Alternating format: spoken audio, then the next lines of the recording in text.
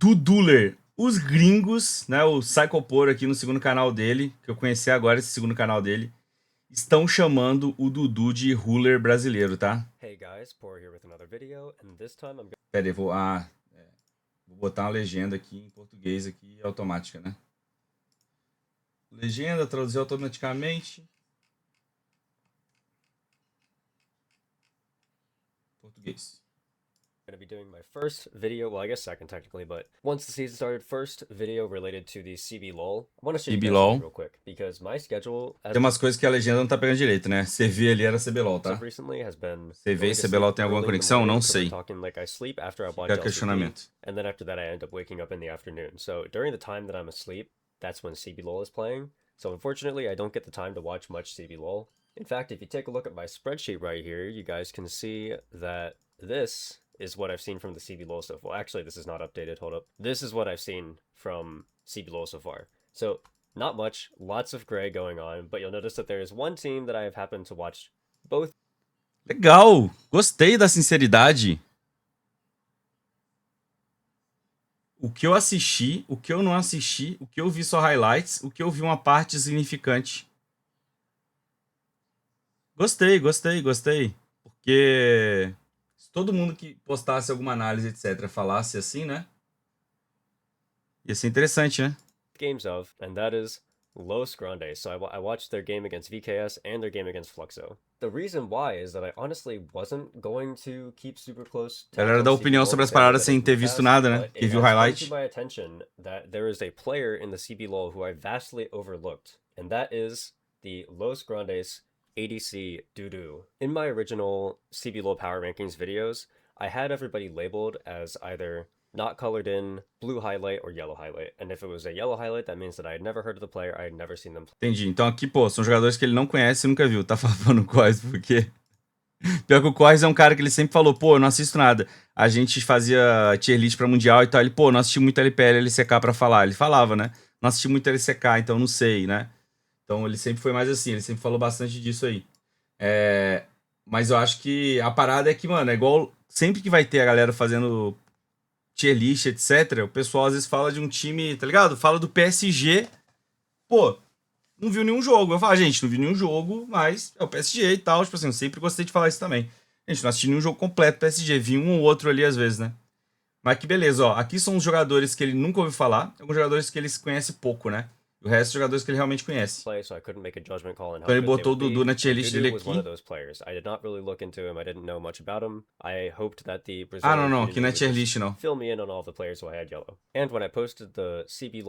Tá os times todos, né? The ADC that I had colored yellow that most people were talking about was actually Bao, not Duduhh. So I still really had no expectations of the Los Grandes roster. I didn't think they were crazy at all. But then I peeped the wiki page so that way I could update my spreadsheet with the fact that I didn't watch any of the CB LOL games, and I saw that VKS lost a game to Los. Now, of course, you can't overreact to just one game. This format is best of one, but I figured, hey, you know, this is a really big upset in my eyes, at least, so I might as well go and check out the game. So I watched the VOD of the game and I checked it out, and oh my god, I was not, like, I knew that VKS had lost, but I was not expecting them to lose the way they did. Because the way that they lost this game was literally just that Duduhh and Ackerman rolled Morteus and Kaiwing into a blunt. So this is so crazy to me, because I expected Kaiwing to come in and be pretty dominant. I was expecting him to be the best support in the region. And based on what I've heard, based on what I've seen, it sounds like people do think that he is pretty good. He played pretty well in the very first game that VKS played earlier that day. But basically, I watched this game, I saw this Duduhh guy, I thought his mechanics were great. I was super impressed by him, so I did a little bit more digging, and I come to find out that he's only 17 years old. So this completely slipped Mano, Duduhh tem 17 anos, guys. Under my radar, that he's just this super new prospect who is just coming into the CB LOL the first time, and now I'm very excited to... Só vou falar uma parada, se alguém puder clipar aí pra mim, né?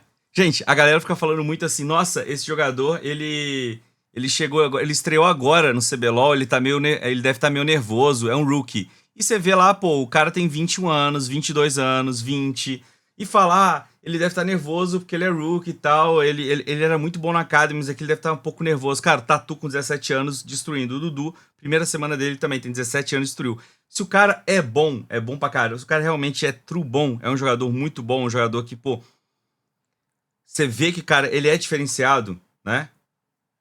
Não importa que ele nunca jogou, etc. Se ele é bom, ele vai jogar, a não ser que ele tenha realmente algum problema de ansiedade, etc.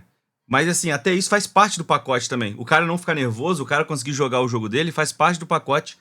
Moleque, o cara é bom. O cara tem 17 anos, ele é bom, ele é bom, ele é bom. Ponto final, tá ligado? Então, às vezes fica nessa. É porque às vezes tem player que, pô, você tem uma expectativa muito alta e ele tem de 20 anos, aí você... Ah, é porque ele é novato, sabe? Pô, se o cara fosse realmente bom, não tem, eu não gosto de comprar muito essa parada, tá ligado? Quando o cara é bom, mano, ele chega e dá pra ver que ele é bom, né? See what his progression looks like. So in this video, I just wanted to make a video where I show you guys some highlights from the first 2 games that he played, so that you all can see how insane this guy is. And não, eu não quero nem comparar com o Tatu. Obviamente, o Tatu é next level, assim, o Tatu já se provou muito mais, né? Tem nem comparação, mas só falando. So we'll go into this game. This first game, nothing too crazy going on. We're going to get Ezreal, Leona versus Misfortune. É porque assim, só completando essa parada, é porque às vezes o cara, ele não é bom desse nível de tipo assim, cara, ele vai ser absurdo, ele vai ser um dos melhores. Às vezes o cara é um bom jogador. E aí, pô, igual eu comentei do Drake Hero, cara. O Drake Hero, ele chegou, ele não parecia ser tão bom, né? Nos primeiros splits dele e tal, mas ele é um bom jogador. Mas, tipo assim, ele não é o Tatu. E tá tudo bem. Ele pode ser um bom jogador da liga. Mas assim, não parece que ele é o Tatu, sacou? E não tem que esperar ele ser o Tatu, né? O próprio Boal também é uma boa comparação também. Boal, pô, continuou e tal, era um bom jogador, teve um time organizado, cresceu, evoluiu e tal, né? Con lane, so not necessarily a lane where you would be expecting too much to go on. Maybe if the one side had Ezreal Karma, you would expect the Ezreal to have to pop off and land some skill shots under tower, but for the most part, you would expect lanes like this to go pretty even, not have too much going on. Right away, at the very start of the game, time chumbado, dá pra ver que ele era muito bom já. Tá, quer mostrar a play lá do bot, né? O que o Poro vai falar? This one, I mean, this is just a pretty dry death, to be honest. It was Los, they knew that they were going to have level 2 advantage, so they just walked up as they took level 2, and they flashed on top of Morteus when he was still level 1, so pretty simple kill overall, nothing too crazy, but Duduhh going to be able to start 2-0. Nice little play from Ackerman and Duduhh. Then after this, here's a play we're fighting over the Scuttle Crab. VKS actually have semi-first move here, but Talia is coming in, so they're on a timer. Duduhh just going to walk up here. Nice little aggressive play, ease over the wall into 3 people, going to find this kill and then get out. Again, nothing too crazy, but I really like the confidence. Sometimes you see these newer players come in and Dudu não teve medo de dar esse don't want to make too many mistakes, trying to keep up with everybody else. So I really like the fact that Duduhh is playing aggressive. He's willing to shift forward into people's faces to get these aggressive kills. Here's another nice little play from Duduhh. We're not going to get to see all of it because people are fighting mid, but it's the Ezreal and the Misfortune paired up with each other. Misfortune steps forward. Duduhh, nice little dodge of the bullet time. Check this out. Nice. Weaves the Q in between the minions. This is actually a pretty tight fit on the Q, being able to weave it in between the melees and the casters. So nice little impressive play. Manages to get the solo kill. He's now 4-1, so big responsibility to carry this game. I do want to also just take the time to point out here that it's not just Duduhh who's playing well. Everybody on Los was playing really well this game. Los active, muito bom, moving around the map. Talia was making plays happen. Leona was everywhere. Vi was everywhere. Zest was playing well as well. So entire team looking clean. O Ackerman era absurdo de bom também. Really nice to see, especially because VKS were by far the consensus favorites. I thought that Morteus and Kaiwing were going to come in and kind of dumpster these two, but you know, it's obviously not what's happening right now. And there's really not too much to go over with this game because, I mean, they got that lead early. Everybody on their team got the lead early and they just never looked back. So here they're doing the Baron, they're taking the Baron. We're going to see a little fight break out, and Bessa will land an ult onto Ezreal here, but it ends up being fine. Duduhh, he's got the barrier, he's got the flash, so he's completely safe. Doesn't even blow the barrier. Just some nice little kiting, letting the engaged go on him, and then they can wipe this team fight super easily. And then all it's going to take is one more fight here. We're only 24.5 minutes into the game, by the way. And Duduhh, he's got the Seeker's arm guard this time, so he absorbs the engage, uses the Seeker's, is going to E out right away at the last second, blinking health bar, doesn't go down. And I mean, that's it. This was just a complete, utter trouncing of VKS. I don't know if I've even seen FlyQuest destroy VKS this hard. So, you know, I liked what I saw from Duduhh here. he got the 2v2 kill. Comparou com a FlyQuest ainda, hein? Was able to get a solo kill on Morteus. He was constantly shifting forward, playing aggressive, trying to push his advantage. Something that I didn't really show is that a lot of the time, while Ackerman was roaming around the map, Duduhh was pressuring Morteus under tower and just kind of hitting plates right in his face. So really rare to see a player who is this new, who is a rookie playing his very first game, to be willing to be this aggressive into an honestly quite intimidating bot lane to go up against for your first game. Like, I think everybody kind of just expected VKS to swipe Los aside, but Los, big statement game, 25 minutes. But like I said, we can't know for sure. It's only a best of one. You can't really take too much from best of ones.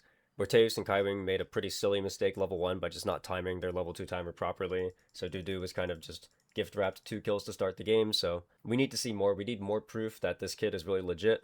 So I went and I watched his second game. Prova que esse cara é bom, né? Ele foi assistir outro jogo, vamos ver. Fluxo. And on the one hand, you could say, you know, this game, it isn't really as valuable because Fluxo not perceived to be a very good team, but I do think that there is some meaningful stuff that you can take out of this game because I've been hearing a lot of good things about Bao. It seems like the community believes that Bao could be a very strong AD carry in the future. And then you have Pro Delta, who's a veteran who's paired alongside of him. So in theory, this could be a pretty solid bot lane, despite the fact that Fluxo may be a weaker team. The idea is that people do think that this bot lane is going to be good. So at least in the lane phase, it is going to be another test for Duduhh. And what's interesting is that he is locking in Aphelios. Now, for those of you who have been following the videos that I've been posting on my second channel, you should all know that my bar is pretty high for Aphelios. Entendi. If you want to impress me with your Aphelios...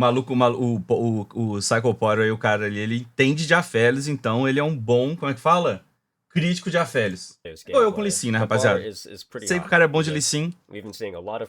Minuto vendo o cara jogar, já sei se esse cara é bom ou não. Not really using the green-blue combination that well, which is a combination that I think is really strong, messing up their gun cycles. So it's time to find out. If I'm going to be critically analyzing Duduhh, we have to know if he has an actual playable Aphelios.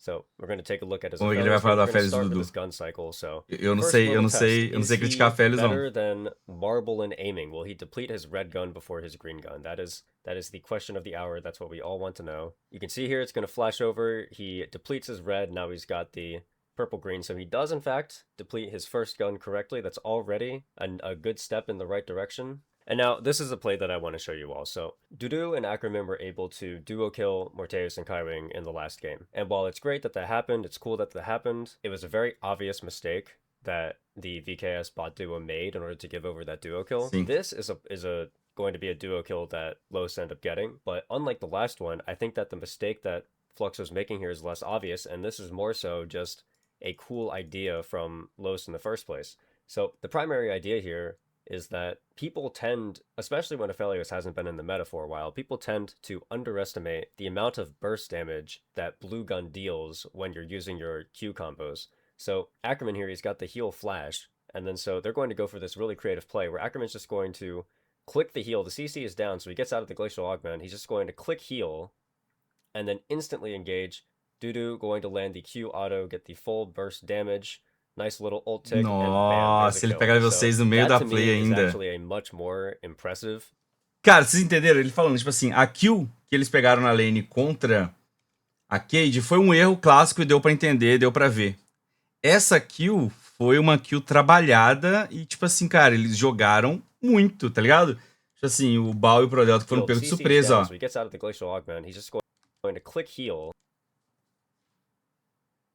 O Ackerman vai dar heal pra pegar uma move speed aqui e curar já antes, né? Já de cara. Vai combar. Eles sabem que aquele minion tá matando, ele sabe que vai matar esses aqui. Será que ele sabia que ia pegar level 6? Porque parece que ele sabia que iam pegar level 6 pra eles tentarem esse all-in, né? Eles iam pegar level 6 antes porque eles iam levar mais minions antes, né? Os minions viraram aqui um pouco, ó. Pegou level 6 do Duduhh. Going to land the Q auto, get the full burst damage. Nice little ult tick, and bam, there's a kill. So that to me is actually a much more e ele ainda deu o snare pro Alistar poder dar o stun, né? It's nothing too crazy, but I do think that Duduhh and Ackerman play the situation very well. We can also see here, we're gonna take a look. Absolutely beautiful what he did here. So as I mentioned in my Aphelios video, I really hate it when I see Aphelios players ever having blue-white at any point. I think that the best early game gun rotation that you should go is green, blue, purple, red, white. And then the other thing that I said about the rotation is that I think that if you're going to go that rotation, you should never really be holding on to purple-red for any more than a few seconds. You should wait until your blue and your purple are depleted to the point where they're like very low. Then you can get rid of both of them at the same time. So right now he's sitting on that purple-blue. Check it out. Swap to the blue. Going to deplete blue first. Then he's got purple-white. Then he's going to deplete the purple. And now he's got the red-white. So you can see already that he's kind of nailing two of the Aphelios key mechanics that I like to look for. He's got the green-blue cycle. Tô falando que ele tá pegando o ciclo das armas bonitinho aqui do Aphelios aí nessa, né? So that way he can get to the good ones, to the juicy ones. And so now his rotation is in fact the green-blue, purple-red-white. Not only that, but he's going to keep this rotation for the rest of the game. Salve, Calibaki. Tamo junto, valeu aí. And I watched this whole game, and Duduhh does effectively keep this rotation the entire game. Now, in my personal opinion, I do wish that once he had gotten to 2 or 3 items that he had swapped over to the green, purple, blue, red, white rotation, but, you know, that's fine. Just the fact that he's willing to play the green, blue rotation in the first place is already very promising to me. Now, here's an example of Duduhh playing later in the game, and I just want to show you guys this because I really like his spacing here. So, he is going to miss a couple of skill shots, but it's fine. That's not really tem uma play muito boa dele mesmo, que eu lembro. Yunara, making sure that she can't join the fight. Ele acertou o bal aqui atrás já, tá? As Fluxo are trying to engage onto the Alistar, he's going to do well to absorb the engage, and he's continuing to zone the Yunara the entire time. And as I mentioned, he misses his ult here, but he did his job. He was able to zone off their carry, and Los are able to easily push this bot tier 2. Here we have a really nice play, so I keep on mentioning how I think that green-blue is a pro Delta aqui. Fucking broken combo, so we're going to see Desviou, a nice little sidestep on bateu bastante. Super aggressive. Pro Delta is not ready for the burst damage of this combo, and he just dies, so Duduhh completely... Foi feia essa morte do Pro Delta também, né? Bot lane now. I also want to mention, by the way, that unlike every single other Aphelios player that I've been seeing who are all rushing Collector for some reason, Duduhh actually has the rush item that I like to see, which is Stormrazor. So, I mean, this kid is really just doing everything that I like to see from Aphelios players. At this point, I'm almost ready to coin him best Aphelios player in the world, you know? It's like, why not? Give me like one more good Aphelios play. Give me one more good Aphelios game, and I'll just say it. O cara tá falando que ele já tá quase chamando o Duduhh de melhor Aphelios do mundo com um jogo, né? Greatest Aphelios in the world, greatest Ezreal in the world. But yeah, again, there's just not really much to say about this game. Los was in full control the entire game. Ackerman has been playing pretty well. Drake Hero had some nice little plays that I was impressed by. I think that Zest has been looking good as well. The only player on Los who I think has been looking a little bit dicey is Feisty, but I expect Feisty to look fine later, so... You know, we just get one little team here. Again, nothing too crazy that Duduhh has to do in order to win, but picks up a little triple kill, and with that, Los ends up going 2-0 on the weekend. So this video, in part, is that I wanted to gas up Duduhh a little bit and just show you guys that he made some really good plays this weekend, and that he's a young, talented prospect that I want some people to pay attention to. But the other thing is that I kind of want to say that maybe my read on Los as a whole could just be incorrect. Maybe they are going to be a better team than I expected them to be. If we take a look at the schedule here, Los are going to play 3 games next week. E próxima semana, Los contra Leviathan, Los contra Loud e Los contra Fúria. They're going to be at 5 total. And their first game against Leviathan should be a pretty easy win. But then after that, they're going to get some slightly harder games. So right now we've got Loud as their second match, which is going to be a doubleheader for them. So 2 matches in one day. They're going to have to go up against Loud, and Loud recently did take a win off of Pain. I guess I can mention really quickly that Pain did struggle this week. They did go 0-3, but for the most part, Pain went 0-3 against teams who I had perceived to be all decent teams, so I don't want to overreact to that too much. So the way that I'm seeing it right now is that Loud is probably looking like a middle-of-the-pack team. They're probably looking like a 4th, 5th place team, so if Los can pick up a win, that'd be really nice. And then if we move into week 2, they have another really big test after their VKS game.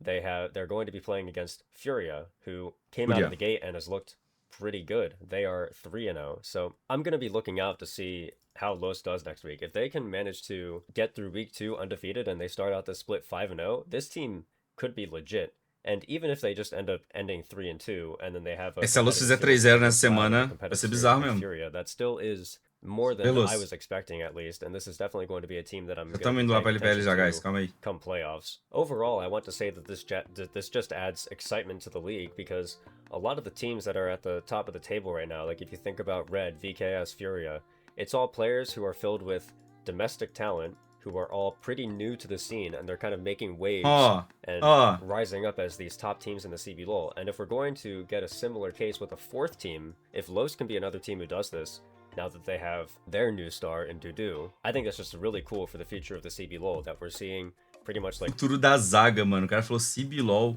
Eu acho isso muito legal pro futuro da zaga.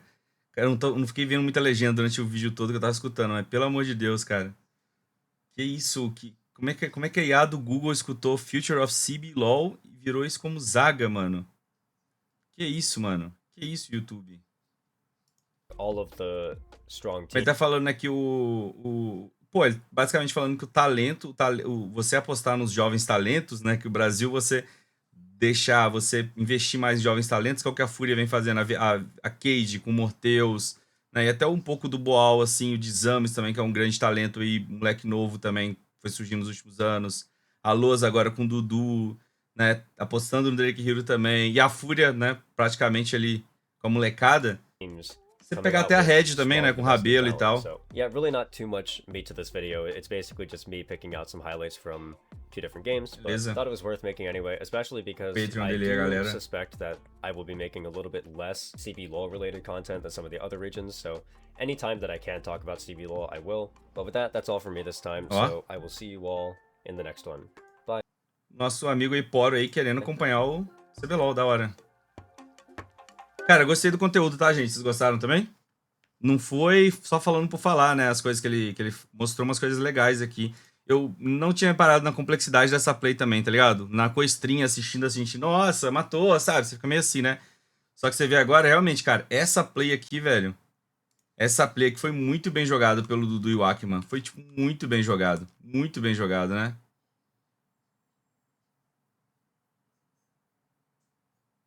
E ele sendo um apreciador de Aphelios ali, ele foi o cara que falou do Aphelios também, né? Eu entendo muito pouco de Aphelios pra poder falar. Mas legal. Estão hypando o Dudu, galera. Vão querer contratar o nosso moleque. Agora eu quero ver o CS contratar ele, né? Ninguém consegue tirar mais visto mesmo. Aí não dá, né? Tamo protegido da LCS, guys. Se deixar, daqui a pouco eles vão mandar os céus de volta pra nós aí também. Eu aceito. Vocês aceitam os céus de volta? Eu aceito.